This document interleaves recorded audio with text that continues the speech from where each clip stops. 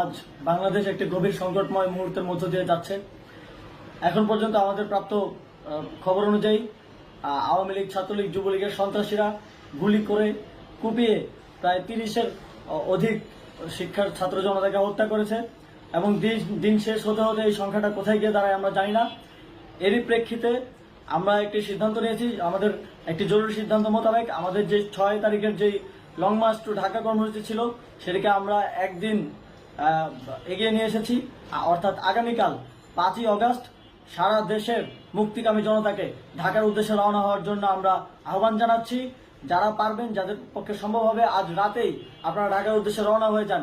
আমরা আগামীকাল সারা দেশের মুক্তিকামী জনতাকে ঢাকায় আসার আহ্বান জানাচ্ছি। আমরা চূড়ান্ত ঘোষণার জন্য প্রস্তুত, আমরা গণভবনের দিকে যাত্রার জন্য প্রস্তুত এবং সেই উদ্দেশ্যেই আপনারা সবাই ঢাকা আসুন। আমরা আপনাদের সবাইকে নিয়ে আমাদের চূড়ান্ত দাবি আদায়ে এগিয়ে যাব। আমি জানি না সমন্বয়করা আজকে রাতে বেঁচে থাকতে পারবে কিনা, কিন্তু আপনাদের উপর আমরা এই দায়িত্ব দিচ্ছি। আপনারা সবাই নিজ দায়িত্বে ঢাকায় আসবেন আগামীকাল এবং পরশু পরিস্থিতি বিবেচনা করে পরশু গণভবনের দিকে 4 দিক থেকে আমরা রওনা হব। আমরা খুব আতঙ্কের সাথে লক্ষ্য করছি যে ছাত্রলীগ, যুবলীগ এবং আওয়ামী লীগের গুন্ডারা পুলিশের অস্ত্র দিয়ে পর্যন্ত সাধারণ জনগণের উপর হামলা করছে। কিন্তু একটি সুখের খবর হচ্ছে, সারা দেশের বিভিন্ন স্থানে সেনাবাহিনী ছাত্র জনতার পক্ষে দাঁড়িয়েছে। আবার কিছু কিছু জায়গায় যেমন মিরপুর ও মোহাম্মদপুরে সেনাবাহিনী ছাত্র জনতার বিপক্ষে দাঁড়িয়ে গুলি চালাচ্ছে। আমরা সেনাবাহিনীর প্রতি আহ্বান জানাতে চাই, আপনারা এদেশের নাগরিক এবং আপনারা এদেশের নিরাপত্তার দায়িত্বে আছেন, এদেশের জনগণের যানবাহনের নিরাপত্তার দায়িত্বে আছেন। আপনারা দেশের পক্ষে এবং দেশের জনগণের জন্য কাজ করবেন। কোনো খুনি সরকারের জন্য, কোনো খুনি রাজনৈতিক দলের জন্য কাজ করবেন না। এটি এদেশের জনগণ আপনাদের থেকে প্রত্যাশা করে।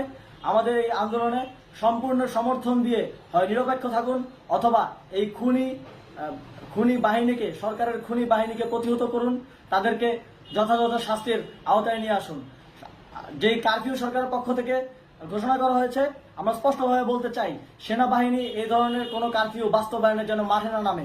যদি মাঠে নামে তাহলে সেনাবাহিনী স্পষ্টভাবে অফিসিয়ালি জনতার বিরুদ্ধে দাঁড়াবে। আমরা চাই না সরকারের এই ষড়যন্ত্রে সেনাবাহিনী পা দিক। সেনাবাহিনীকে জনতার বিরুদ্ধে দাঁড়ানোর যে ষড়যন্ত্র সরকার রচনা করছে সেটিতে সেনাবাহিনী পা দিবে না, এই বিশ্বাস আমরা রাখতে চাই। আওয়ামী লীগ আজ সারা দেশে তাদের খুনি বাহিনীকে নামিয়ে দিয়েও ছাত্র জনতার প্রতিরোধের মুখে টিকতে পারেনি।